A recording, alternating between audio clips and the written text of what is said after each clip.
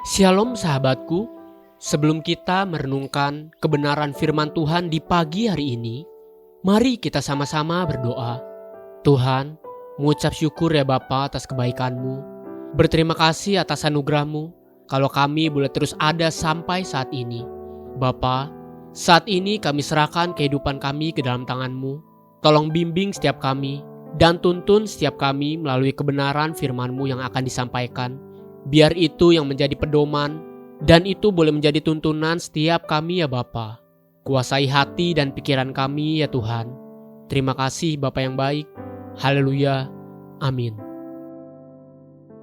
Pagi hari ini, kita akan merenungkan kebenaran firman-Nya dengan tema, Untuk apakah saya hidup? Mari kita buka Alkitab di dalam kitab Bilangan 4, ayatnya yang ke-49. Sesuai dengan titah Tuhan, dengan perantaraan Musa, maka mereka masing-masing dibuat penanggung jawab atas apa yang harus dikerjakan dan diangkatnya. Demikianlah mereka dicatat, seperti yang diperintahkan Tuhan kepada Musa. Kitab Bilangan 4 mencatat tugas-tugas setiap orang Lewi, bani demi bani, dihitung dan dicatat tugas-tugasnya. Sebagai contoh, Bilangan 4 ayat yang kedua dan yang keempat. Hitunglah jumlah bani Kehat sebagai suatu golongan tersendiri di antara bani Lewi, menurut kaum-kaum yang ada dalam puak mereka. Pekerjaan jabatan orang Kehat di kemah pertemuan ialah mengurus barang-barang yang maha kudus. Kemudian bagi bani Gerson, Bilangan 4 ayat yang ke-22 dan ayat yang ke-24 sampai yang ke-25, hitunglah juga jumlah Bani Gerson menurut puak dan kaum-kaum mereka. Inilah tugas kaum-kaum Gerson dalam hal pekerjaan jabatan dan pengangkatan barang itu. Mereka harus mengangkat tenda-tenda kemah suci dan kemah pertemuan, tudungnya dan tudung dari kulit lumba-lumba yang ada di atasnya, tirai pintu kemah pertemuan. Kemudian bagi Bani Merari, Bilangan 4 ayat yang ke-29 dan ayat yang ke-31, orang Merari haruslah kau catat menurut kaum-kaum yang ada dalam puak mereka. Inilah yang wajib diangkat mereka, berhubung dengan seluruh pekerjaan jabatan mereka di kemah pertemuan, papan-papan kemah suci, kayu-kayu lintangnya, tiang-tiangnya, alas-alasnya.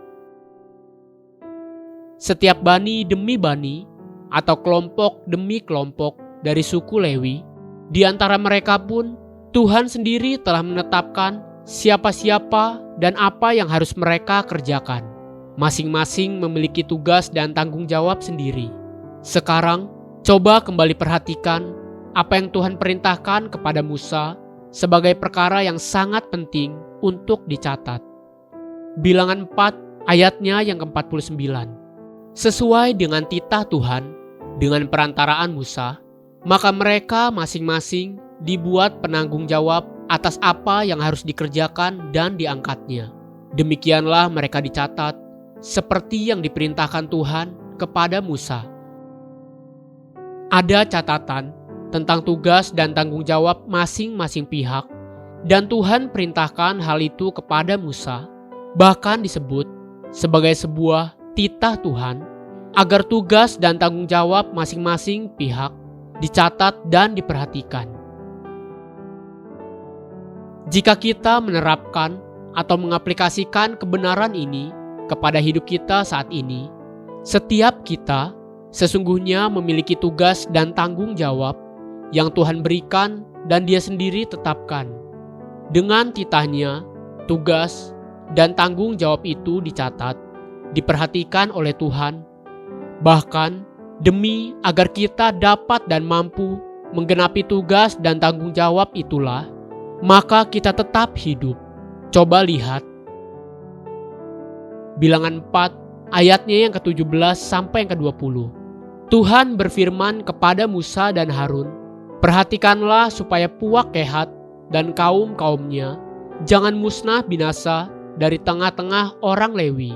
Inilah yang harus kamu lakukan bagi mereka, supaya mereka tinggal hidup dan jangan mati, apabila mereka mendekat ke barang-barang maha kudus, Harun dan anak-anaknya haruslah masuk ke dalam dan menempatkan mereka masing-masing di tempat tugasnya dekat barang yang harus diangkat. Tetapi janganlah orang kehat masuk ke dalam untuk melihat barang-barang kudus itu, walau sesaat pun, nanti mereka mati.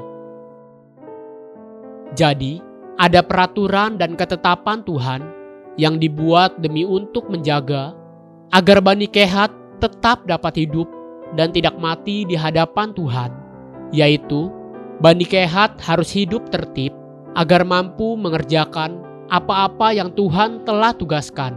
Atau dengan kata lain, hidup dan matinya Bani Kehat itu tergantung dari apakah Bani Kehat akan memikul dan mengerjakan pekerjaan yang Tuhan telah tetapkan atas hidup mereka. Jika Bani Kehat masih ada sampai sekarang, itu hanya karena kemurahan Tuhan yang masih mengharapkan dan memberi kesempatan agar Bani Kehat dapat menggenapi tujuan Tuhan atas hidupnya. Bukankah hal yang sama juga terjadi atas kita? Saya masih hidup sampai sekarang, itu hanya karena kemurahan Tuhan yang masih mengharapkan saya untuk menggenapi tugas dan tanggung jawab saya seperti yang Tuhan kehendaki. Haleluya, sahabatku, mari kita sama-sama berdoa. Terima kasih Bapa Surgawi, aku mau menggenapi tujuan Tuhan atas hidupku. Tolong aku ya Tuhan. Amin. Jesus loves you and so do I.